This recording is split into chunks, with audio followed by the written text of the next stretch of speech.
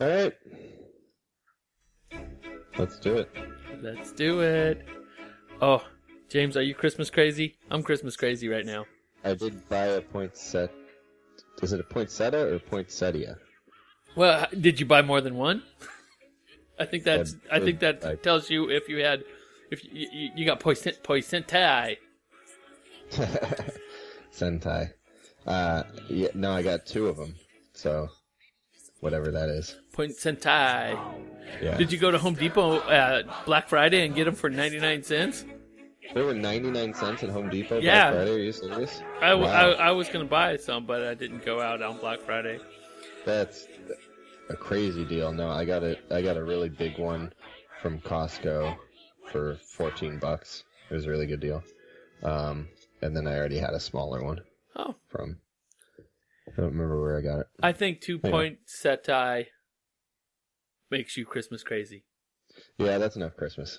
I think decorations. I Oh, don't have that many, but that's a good one. I'm Christmas crazy. Hi, and welcome to Seattle's #1 comic book podcast, the podcast that's dedicated to the first issue of your next favorite comic. And I'm Larry, I'm James. Christmas crazy.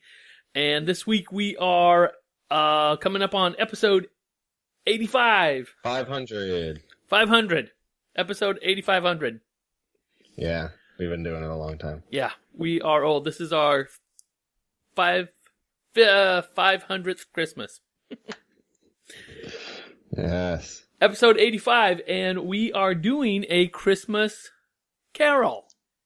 Ah, Christmas Carol. Yeah, it's a classic. Harvey, It's almost the classic. It's got to be the classic Christmas story, right? Is there a Christmas story that's before it? Birth of Jesus, maybe. Birth of Jesus, yeah. No, but this one is Harvey. But that's not really about Christmas. Right. It's about what Christmas is about. This one here is about getting that Christmas This is holiday season. spirit. And Yeah. Harvey Kurtzman must have been the coolest cat ever. He definitely had the Christmas spirit when he conceived this idea to put down Charles Dickens' classic Yeah, put it into color on page. in a graphic novel form. This is Harvey Kurtzman's Marley's Ghost. Mm-hmm. Yeah, which I thought was a good name for something that's been redone so many times. Tough to find a good original name for it, but great name, Marley's Ghost. Marley's Ghost, and I got a page. Marley and Marley. I was playing that music just now, dude. We Are you are serious? simpatico, the Muppets. Yeah, but yeah, because in the Muppets there's two Marleys, so that way they could have what are the old guys' names? I was playing. Actually, I was playing the Scrooge, but I was listening earlier tonight to that Muppets album. It's a good one. So praise Marley. Here, I have a quote, but I wanted to get this. I don't know why it's not opening up to the. Here it is. There it is. Oh, sweet Jacob Marley, praise my old friend. The world is still here. Before we were recording, James was trying to get his mic working, and he was reading straight from the book, and it sounded so good. And this was one of my favorite quotes when poor Ebenezer wakes up after he's been visited by all these ghosts. He's got the spirit. Reborn. So we're going to assume everybody's heard the story before. I guess there's probably some people who haven't. The story's Right? great. Everybody has heard the story. Not only is it a classic story, there's lines that everybody's heard before. Right. Everybody knows the end of the book is "God bless us, everyone," Uh-huh. said by Tiny Tim Right. on the shoulders of Ebenezer Scrooge. Right. But that's starting from the end. Should we start from the middle? Let's start from Comixology Originals presents and It's a Comixology original, which I thought was cool. Is this our first one? I thought this was really cool too. And so let's tell everybody it's Comixology Originals presents. It's Harvey Kurtzman's Marley's Ghost. Now Harvey Kurtzman died in 92. Yeah. And And this was written in 1969. yeah, but did you read the back matter, James? No, I didn't. Oh, the back matter is great. So, Harvey Kurtzman, always wanted to do a coffee table full, just a really polished version of A Christmas Carol. Now in the Very 60s, polished. that just, books weren't happening like that. And he never really put there was no comicsology to be published on. Exactly. So somebody else picked up the baton and finished this for him. Now, the art in here is done, I thought, beautifully in a Jack Davis style. Now, who's Jack Davis? Jack Davis is Harvey Kurtzman's partner in Mad Magazine. Oh. So when you see those big cheeks and those holes in the bottom of everybody's shoes, that's Jack Davis. Oh, he liked putting holes in people's shoes. Remember, like those, like I don't know if I know what you mean, but that's a great detail to have noticed that specific thing. Everybody's shoes were worn down. So Marley's Ghost is based on the Christmas Carol by Charles Dickens, adapted by Harvey Kurtzman, but expanded on by Gideon Kendall, Josh O'Neil, and Shannon Wheeler. And Gideon Kendall did the art. I'm just imagining they didn't do any of it. That's how I feel too. The whole time I was Like, I was reading this, I felt like this was done in the 60s. Style it calls for it. I don't want to not give him credit, but I'd like to just imagine that he did it all. Yeah, and he did do it all. If you look at the back matter, they probably made it all good on the computer and stuff.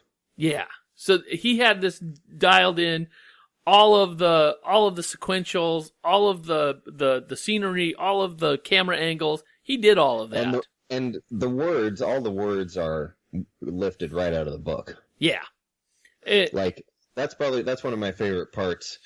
Is like every text box is a direct quote from the play or from the original story. Yeah, original story. And was it originally a play or was it just a story? I don't know. I don't know the particulars.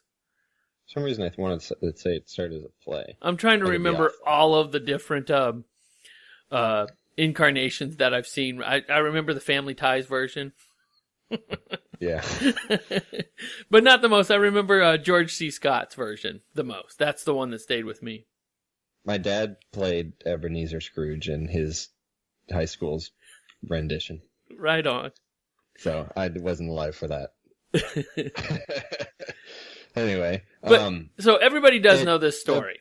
It's like it would be my favorite part was I would read lines and be like, oh yeah, that's like exactly the word choice I'm familiar with. Like just different. No one asked him what the o'clock was, or my favorite is when they ask him at the beginning. There's the people who ask him for alms, or they're like, hey, can you donate for the poor? And he's like, are there no prisons? Are there no workhouses? Oh, and that comes back. It just comes back and comes back to him. They throw that into his face all the time. Yeah. Well, and it's because you don't even see the ghosts until it's like how long is it? 130 pages. It's 130 pages.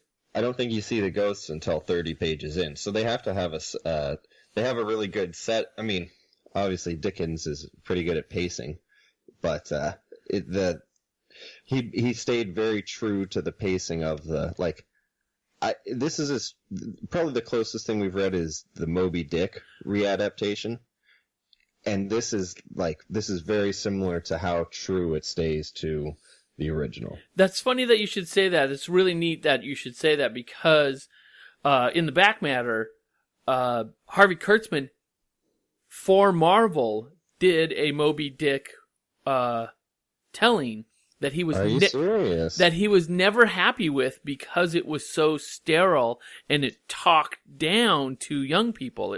He never cared for it, and interesting because this definitely has I think the color and the art is lively enough that it has a childish, like, appeal to it. I totally agree. I totally agree.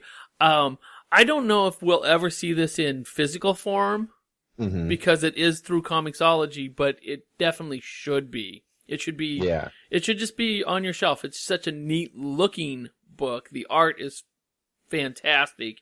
Like, Moby Dick is definitely harsh, and it's a harsh book or subject matter, and like the black and white and striking lines of of the rendition we read were perfect for it, and just as perfect for this are the rosy cheeks and vibrant colors, and there's a lot of background color play going on. Like when he goes to the Ghost of Christmas Future, everything is red around him, and the lighting of different places is always like it's taken into consideration. Yeah. But whether it's in the city shots are great with the lanterns hanging and everything's the darkness of his place. It's a skewy. It's cartoony.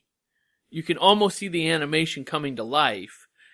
It's cartoony, but it's not silly. But it's not silly, exactly. It's not going into that Mad Magazine world. I mean, people are still in proportion. Who was your favorite ghost? That's it. I don't know if any of them really stood out as my favorite. Like, I guess I like the Ghost of Christmas Past. Holly Jolly. That's my guy. Holly Jolly, you like Brett the Present? Yeah, he was so much fun when he's just like, when. wait, I thought you meant like what he looked like. Oh, well, what he looks like is cool. I got to dial up a picture of him because what he looks like is super cool. I thought he was the funniest. He's so like he's Santa Claus. He's lively and so you're just choosing the happiest guy. Yeah, he's the happiest guy. Christmas Present is about, Larry. Yeah, and actually, probably I like the Ghost of Christmas Future look the best. Like. I think he's so scary. A good job of the future is scary, the present is like boisterous, and oh man, the chapter heading on the Phantom of the Ghost of Christmas Future, that's probably my favorite full page because you see him in the rain, and there's this really cool red edging to. Oh, he's almost like he's not there. He's just a bed sheet that is just. Yeah, and his head is wisping away, and there's no feet. He's not like his robe isn't touching the ground at all, and he never speaks. But for some reason, like this page took like half a second to load all the way. Like it has really high resolution because it's a Comixology thing. And the red. Like resharpened a level of focus, and it just like totally, I don't know. I think the red edging is so cool looking. Yeah, he looks to me like who's that the very super scary dragon guy in Lord of the Rings. He's got that edging and nothing beyond it. I mean, it's blackness beyond. You mean the eye? No, not the eye. The riders. Oh, yeah, I know what you mean. Yeah, so when you see that guy, he's death. He's scary death. And he opens his robe and on the next page and just totally sucks poor Ebenezer into the robe. Into and the robe. The whole world is this redness. It's all like a dark, muddy red of his future, where they're auctioning off his curtains or whatever they are. Oh, this really saddened me when he sees his laundress and she's got all his junk in it. She's got all his clothes and a really nice shirt of his, and she's taking it to the pawn shop, and this is the bed curtains. Yeah, everything's gone. Yep. And this was That's the scary stuff. It's kind of funny because almost every rendition I've seen does use the exact same dialogue because it's pretty much like you can't improve on it. No, it is just great. And that scene, and it still gets me. Like, I've probably seen A Christmas Carol, you know,